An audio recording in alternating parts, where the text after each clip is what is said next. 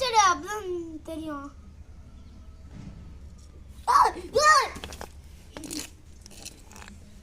அம்மா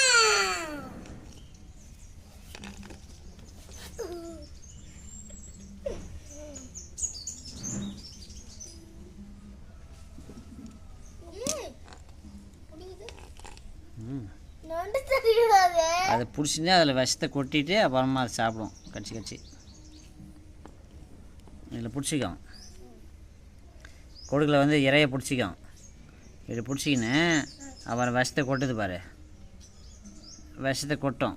நீங்கள் வச்சுன்னு வச்ச கையை நறுக்குன்னு கொட்டிடும் விஷத்தை.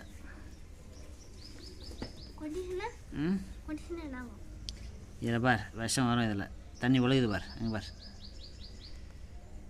இதில் வரும் விஷம்.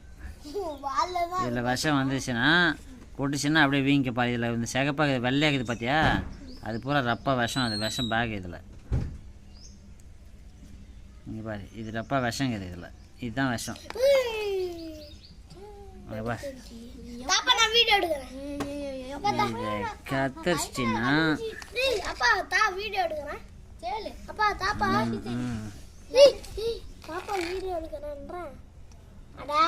இருப்பா இருப்பா.